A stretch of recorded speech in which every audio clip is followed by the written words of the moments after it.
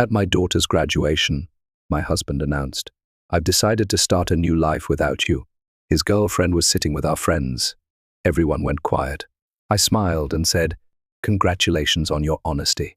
Before leaving, I handed him an envelope. When he opened it, he started screaming, "I've decided to start a new life without you." The words hung in the air of the upscale restaurant where we'd gathered to celebrate my daughter's college graduation. Michael, my husband of 28 years, stood with his champagne glass still raised, his announcement displacing the toast he was supposed to be making to Sophie's achievements. The clinking of silverware ceased. Conversations halted mid-sentence. 50 pairs of eyes darted between Michael and me, waiting for my reaction, for the tears, the shouting, the dramatic exit everyone expected. Instead, I smiled. "Congratulations on your honesty. My name is Eleanor Caldwell. I am 54 years old, and until this moment, I had been playing the role of the devoted wife and mother perfectly. I put my own career aspirations on hold to support Michael through 3 business ventures, 2 career changes, and countless finding himself phases. I raised our brilliant daughter, Sophie, who sat beside me now, her graduation cap still perched on her head, her expression frozen in horror. From the corner of my eye, I could see Jessica Wells, Michael's much younger girlfriend, shifting uncomfortably at the back table where she sat with people I had considered friends for decades, the same friends who apparently knew about the affair but never thought to tell me, the same Jessica who had attended our Christmas parties, who had once called me for advice about her career. With practiced calm, I reached into my handbag and pulled out a sealed cream-colored envelope. I placed it gently beside Michael's plate. "What's this?" he asked, his triumphant expression faltering. "Something for you to read later," I replied, keeping my voice steady. I turned to Sophie, whose face had gone pale. I kissed her cheek. "I am so proud of you, sweetheart. This day is still about your accomplishment." Then I stood, smoothed my dress, and addressed our stunned guests. "Please enjoy your meal. I wish you all a lovely afternoon." With that, I walked out of the restaurant, my head held high, feeling 50 pairs of eyes following me. The heavy door swung shut behind me, cutting off the beginning of anxious murmurs. Outside, the Augusta summer heat hit me like a wall, but I welcomed it. For the first time in years, I could breathe freely. Behind me, I heard the restaurant door open and slam shut, followed by Michael's voice, no longer confident but high-pitched and frantic. "Eleanor, what the hell is this? What have you done?" I kept walking, allowing myself a small smile. The envelope I'd handed him contained the beginning of my revenge, one I'd been meticulously planning for months. I had always been the practical one in our marriage.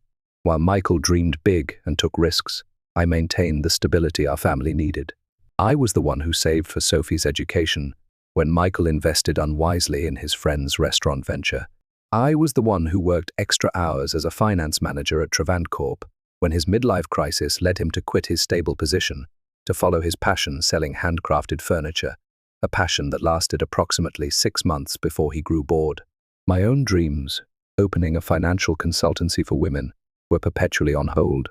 After Sophie graduates, I told myself. After Michael finds stability. 3 months ago, I noticed discrepancies in our joint accounts, small transfers to an account I didn't recognize. Having spent 20 years managing our family finances, these irregularities stood out like red flags. I could have confronted Michael immediately, but something held me back. Perhaps it was intuition, or perhaps it was the growing distance between us over the past year. Instead, I began quietly investigating. What I discovered was worse than I imagined. Michael had been systematically moving funds to a separate account for over a year.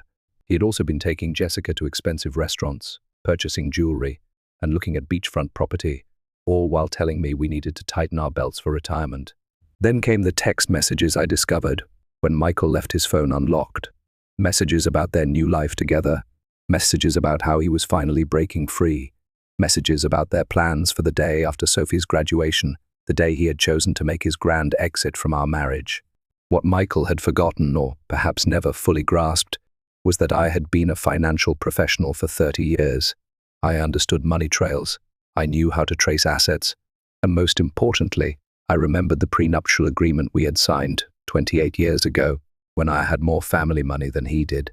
The agreement he had insisted upon, ironically, to protect his future earnings, contained a fidelity clause that would prove to be his undoing. While Michael plotted his escape with Jessica, I was building my case.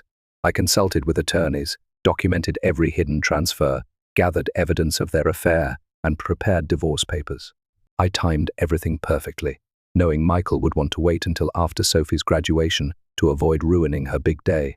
What he didn't expect was that I would serve the divorce papers the morning of the graduation, before his planned announcement, but with the papers still safely hidden in court records, not yet accessible to him. What Michael didn't know was that I was always 3 steps ahead. I didn't return to the restaurant.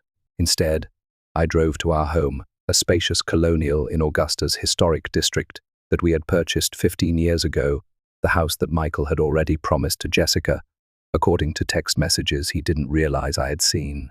I parked in the driveway and calmly entered what had been our shared space for over a decade. Everything looked the same. The family photos on the walls, the antique grandfather clock that had been my father's, the worn leather couch where Michael and I had once dreamed of our future together. Yet everything had changed. I went upstairs to the master bedroom and opened the closet. Michael's clothing was already packed in suitcases, hidden in the back, ready for his planned departure tomorrow. I smiled at his predictability. He had always been meticulous about clothing but careless about the important things. My phone buzzed incessantly with messages from friends at the restaurant, from Sophie, even from Michael's sister Laura, who had flown in for the graduation. I responded only to my daughter, "I'm okay. This isn't your burden to carry. Enjoy your graduation day. We'll talk tonight. I love you." I had protected Sophie from the truth for months, not wanting to overshadow her final semester with family drama. She would be angry that I hadn't told her, but I knew she would understand eventually. Sophie had inherited my practicality, along with her father's charisma, a powerful combination that had helped her graduate with honors. 3 hours later, I heard Michael's car in the driveway. The front door slammed open. "Eleanor," he shouted, his voice echoing through the house. "Where are you?" I was sitting in the living room, calmly reviewing documents on my laptop. I closed it as he stormed in, his face flushed with anger, the envelope clutched in his hand. "What is the meaning of this?" he demanded, waving the papers. "You served me with divorce papers today, of all days." "I thought it aligned nicely with your plans," I replied calmly. "You wanted to start your new life. I'm simply helping facilitate the transition." "You had no right to." "I had every right," I interrupted, my voice steady. "Just as you had every right to choose Jessica. We all make choices, Michael. The prenup expired years ago," he said, his voice suddenly smug. "Any lawyer will tell you that." I allowed myself a small smile. Actually, it didn't. Section 12 specifically states that the fidelity clause remains in effect for the duration of the marriage. Your lawyer should have explained that to you. Oh wait, you didn't consult one, did you? The color drained from his face as reality sank in. The prenup he had insisted upon to protect his potential wealth would now cost him everything. The house, the vacation property in Savannah, his portion of our retirement accounts. His grand gesture at the restaurant had just become the most expensive announcement of his life. "You can't do this to me," Michael said, collapsing onto the couch. "We built this life together." "And you chose to end it," I replied, though not in the way you planned. Michael's phone buzzed persistently in his pocket. He glanced at it, then ignored it. Jessica, no doubt, wondering where he was and why he wasn't following their carefully orchestrated plan. "You've always been calculating, Eleanor, but this is cold," he said, trying a different approach. "What about our history? 28 years together means nothing." I studied him. This man I had loved for nearly 3 decades. The man who had held my hand through 2 miscarriages before we had Sophie.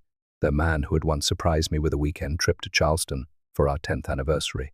When had he changed? Or had he always been this person, and I had been too devoted to notice? "Our history meant everything to me," I answered truthfully. "That's why your betrayal hurt so deeply." His expression softened momentarily, perhaps seeing an opening. "Then maybe we can fix this." "I made a mistake. People make mistakes. This wasn't a mistake, Michael. This was a calculated plan spanning more than a year. You systematically moved our money. You looked at property with her. You planned to announce our separation publicly, to humiliate me." His face hardened again. "You're exaggerating." I picked up my phone, opened the recording app, and played his own voice. "After the graduation, I'll tell her it's over. A public setting is better. She won't make a scene in front of everyone." Then Jessica's voice. "And she has no idea about the money?" Michael again. None. Eleanor trusts me completely. That's her weakness. The blood drained from his face. You recorded our conversations. That's illegal. Not in Georgia when one party consents, I responded. And not when it's in your own home. I didn't record your private moments with Jessica. I'm not cruel, just the conversations about your plans to defraud me. Michael stood, suddenly agitated. I need to make some calls. Of course, I said. Your attorney might be a good start. I'll be staying at Laura's tonight. Laura's? He sputtered. My sister's house. I nodded. She's quite upset with you, actually. She was the one who first spotted you and Jessica together last Christmas. She didn't tell me immediately. She confronted you first. You promised her it was nothing, that you would end it. When she realized you hadn't, she came to me. This was another blow he hadn't anticipated. Laura and I had always been close, but Michael never imagined his own sister would choose my side. Everyone's betraying me, he muttered. Ironic, isn't it? I gathered my purse and a small overnight bag I had packed earlier. You have until tomorrow evening to remove your things from the house. After that, the locks will be changed. As I headed toward the door, Michael called after me, desperation in his voice. What about Sophie? Have you thought about how this affects her? I paused, anger finally breaking through my calm facade. Don't you dare use our daughter as a shield, Michael. You certainly weren't thinking about her when you were planning your new beachfront life with Jessica. His phone buzzed again. This time, he looked at it and groaned. Problem? I asked. Jessica is at the apartment already. She's moved her things in. I couldn't help but smile. The apartment you put in both your names? The lease you signed last month? Michael nodded, looking confused. You might want to check with the leasing office. That application was flagged for credit issues and never completed. The agent called our home phone to verify information. I handled it myself. I walked out the door, leaving Michael to face the first of many consequences. His perfectly planned new life was unraveling faster than he could process. Laura lived in a charming bungalow across town, close to the university where she taught literature. When I arrived, she greeted me with a fierce hug. I just heard from Sophie, she said, pulling me inside. Are you okay? I'm better than I expected, I admitted, following her to the kitchen, where a bottle of wine was already open. I never thought Michael would make such a spectacle, Laura said, pouring 2 glasses. The restaurant, in front of everyone.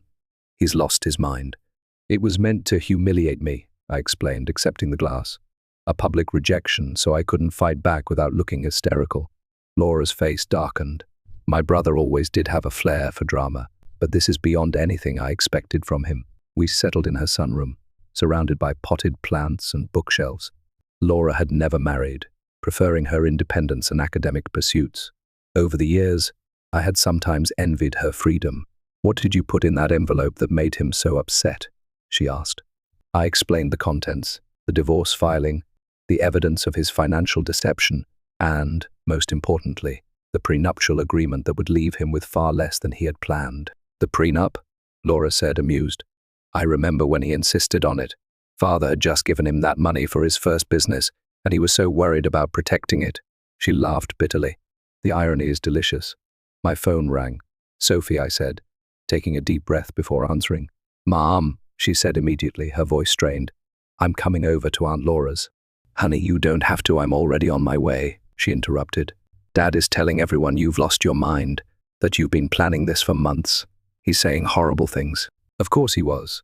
Michael always rewrote narratives to cast himself as the victim. Let him talk, I said. The truth will become clear soon enough. 20 minutes later, Sophie arrived, still in her graduation dress, but with her makeup smudged from crying.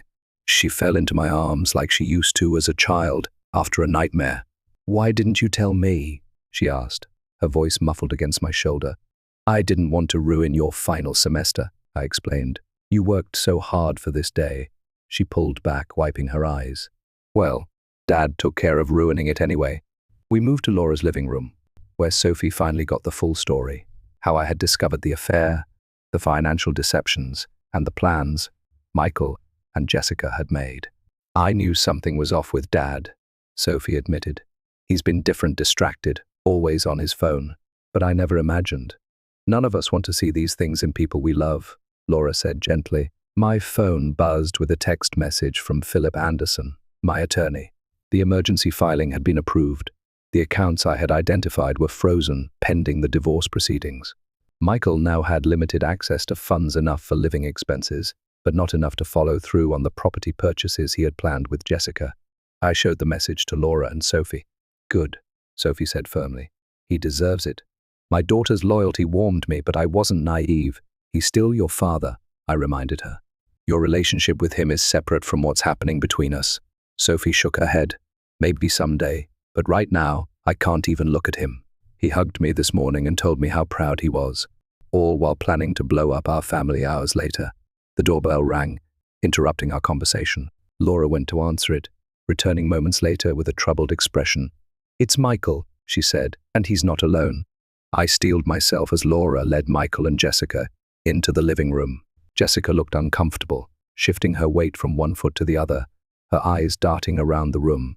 She was 37, not exactly a trophy wife, but still 17 years my junior, with shoulder-length blonde hair and the kind of confidence that comes from never having faced real hardship. Michael, by contrast, looked furious. His earlier desperation had hardened into anger. "Eleanor, you need to stop this insanity," he demanded. "Unfreeze the accounts. We can discuss this like reasonable adults." Sophie stood up, placing herself slightly in front of me. "Maybe you should have tried being reasonable before announcing to everyone that you were leaving, Mum." Michael's eyes widened, as if just noticing our daughter. "Sophie, this doesn't involve you." "Doesn't involve me," she echoed incredulously. "You blew up our family on my graduation day, and it doesn't involve me." Jessica touched Michael's arm. "Mike, maybe we should go." He shook her off. "No, I'm not leaving until Eleanor agrees to be rational about this." Laura folded her arms. "My sister-in-law seems to be the only rational person in this scenario." "You're the one who created this mess, Michael." I remained seated, watching the drama unfold. For years, I had been the peacemaker, the one who smoothed over conflicts and kept everyone happy. That role was exhausting, and I had finally set it down. "The accounts will remain frozen until the preliminary hearing," I said calmly. "That's in 3 days. The judge will determine appropriate asset division at that time." 3 days? Michael sputtered. "What am I supposed to do for 3 days?" "You have your personal account," I reminded him. "The one you've been funneling money into for the past year. That should be sufficient." Jessica's head whipped toward Michael. "You have a separate account? With how much in it?" An interesting dynamic was emerging, clearly. Michael hadn't been entirely forthcoming with Jessica either. Michael ignored her question. "This is vindictive, Eleanor. This isn't like you. Perhaps you never really knew me," I replied, "just as I apparently never really knew you." Sophie turned to Jessica. "Did you know he was going to announce it like that at my graduation celebration?" Jessica had the decency to look ashamed. "I thought he was going to talk to your mother privately." The announcement today was unexpected.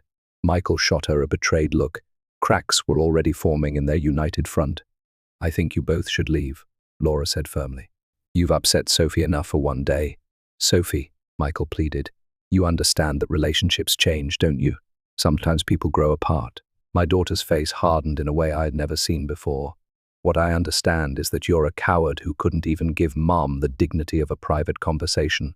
What I understand is that you were stealing from our family while I was working 2 jobs to help pay for my textbooks because you said money was tight." Michael paled. "That's not how it was." "It's exactly how it was." Sophie cut him off. "Please leave, Dad. I can't look at you right now." The silence that followed was deafening. Finally, Michael turned to go, Jessica trailing behind him. At the door, he paused and looked back at me. "This isn't over, Eleanor. I'll fight you on this." I met his gaze steadily. "You're welcome to try." After they left, Sophie collapsed next to me on the sofa, tears streaming down her face. I've never talked to Dad like that. I wrapped my arm around her shoulders. "Sometimes standing up for what's right is painful." Laura brought us fresh glasses of wine. "To new beginnings," she said, raising her glass. Indeed, I thought. This ending was just the beginning of something new. The preliminary hearing took place in a small courtroom on a rainy Tuesday morning. I arrived with my attorney, Philip, while Michael came with a lawyer. He had hastily retained a young associate from a firm that specialized in corporate law, not family matters. Michael's poor choice of representation was yet another consequence of his rushed planning. The judge, an older woman with sharp eyes and no patience for dramatics, reviewed the prenuptial agreement carefully. "This document appears to be in order," she said, looking over her reading glasses at Michael's attorney. "Do you contest its validity?" The young lawyer cleared his throat. "Your Honor, we believe the agreement has expired due to the length of time that has passed. Section 18 clearly states that the duration is for the term of the marriage plus any legal proceedings resulting from its dissolution," the judge read aloud. "There is no expiration date indicated." Michael leaned forward to whisper urgently to his lawyer, who looked increasingly uncomfortable.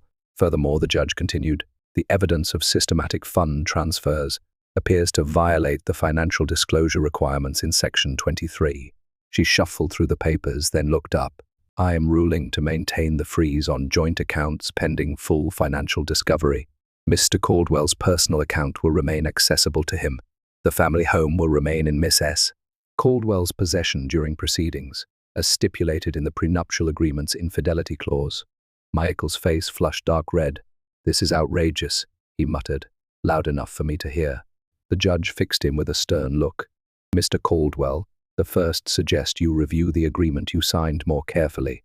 This court will reconvene in 30 days for the full hearing after discovery is complete." As we left the courtroom, Michael caught up to me in the hallway. "Eleanor, please, we need to talk about this reasonably. 28 years together has to count for something." "It counted for everything," I replied, "until you decided it didn't." I walked away, leaving him standing alone in the courthouse corridor, the weight of his choices finally beginning to sink in. Word spread quickly through our social circle. Friends called daily, some offering support, others seeking gossip. I maintained a dignified silence about the details, simply saying, "Michael and I are separating. These things happen." Meanwhile, Michael's carefully constructed facade was crumbling. The image he had cultivated, successful businessman, devoted family man, was tarnished beyond repair. The financial freeze meant he couldn't follow through on promises made to Jessica. The beachfront property they had been planning to purchase fell through. The luxury car he had put a deposit on had to be cancelled. 2 weeks after the hearing, Laura called me, her voice tinged with amusement. "Have you heard the latest? Jessica moved out already." I wasn't entirely surprised, but the speed was impressive. Apparently, she discovered that Michael's business isn't doing as well as he claimed. The substantial savings he talked about don't exist. She told her friend Jennifer that she didn't sign up to date a man with financial problems. I couldn't help but laugh. He always was good at creating illusions. Meanwhile, I was rebuilding. The financial security I'd always maintained, separate from our joint accounts, gave me freedom Michael hadn't anticipated. I rented a small office space downtown and began setting up the consultancy I had dreamed about for years. My first clients were 2 women going through divorces of their own. Word of mouth brought more. I specialized in helping women understand their finances during major life transitions, divorces, widowhood, career changes. The work was immediately fulfilling in a way my corporate job never had been. Sophie, who had accepted a job with a marketing firm in Charleston, called me regularly. "I'm so proud of you, Mom," she told me after I described my growing client list. "You're helping people during their worst moments." "I'm just doing what I wish someone had done for me earlier," I replied. Being needed for my expertise rather than my caregiving was a novel and empowering experience. The final divorce hearing fell on what would have been our 29th anniversary, a fitting end to a chapter of my life that had lasted nearly 3 decades. Michael arrived looking haggard. I later learned that his business was struggling without my financial support and guidance. Jessica was long gone, already dating a real estate developer from Savannah. Most of our mutual friends had distanced themselves from him after learning the full story of his deception.